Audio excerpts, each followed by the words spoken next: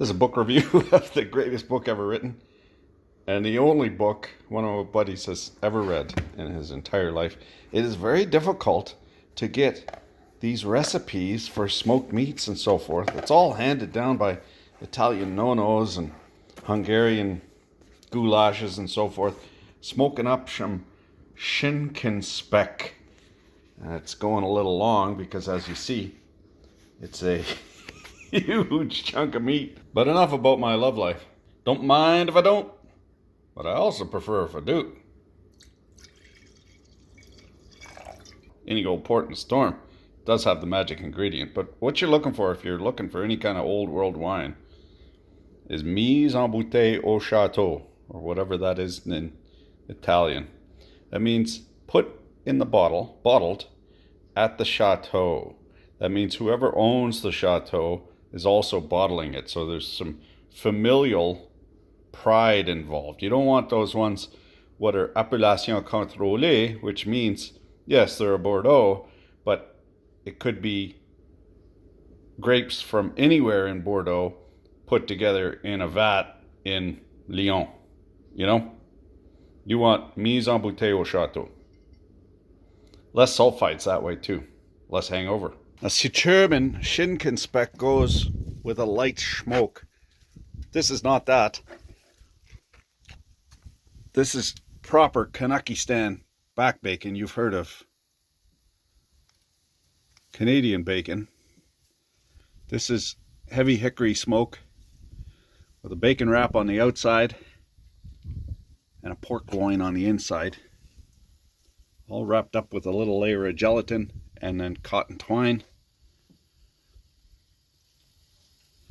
We got to get internal temperature 129.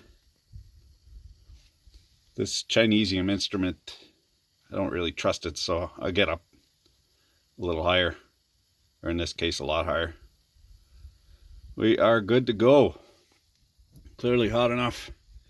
Just double check here. Beautiful. Wow. What? How is that so big? What is it exactly? What animal is it? What kind of tummy is that? Pig belly. Pig belly. That pig was fat. Very fat. Yes, he was. Is that his butt cheeks? I'm going to work on my trussing game.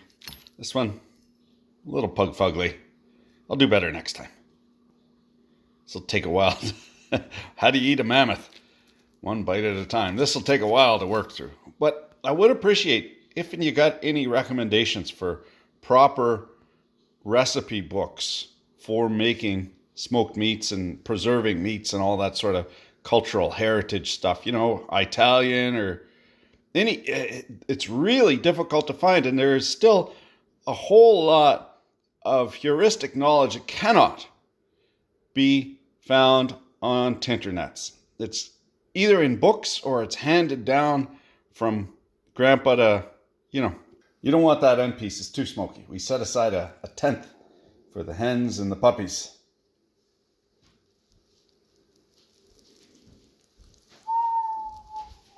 That's the beauty of the old rules, is you only had the tithe the tenth. So if you had 9, you didn't have to give any away. It was only the 10th. It made sure that your family got fed before some potentate somewhere. Beautiful. How did you do that? Well, let me tell you how I did that. I got the belly from a pig and I cured it in some brine, maple and brown sugar brine with some special Prague powder number 1. And then I did the same thing with a pork loin, and then I used gelatin and glued them together, trussed them up, smoked them. It's all very kosher. Fortunately, my Newfoundland beefsteak game is on point, as this thing is curling up like a piece of that Italian sausage. Bologna.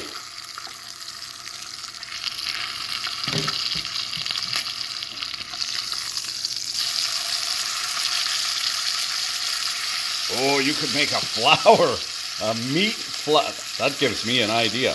Baby doll. I got a headache. I got news for her. She's married to one. Little overdone. But those Germans, they know their pork. That swine is sublime.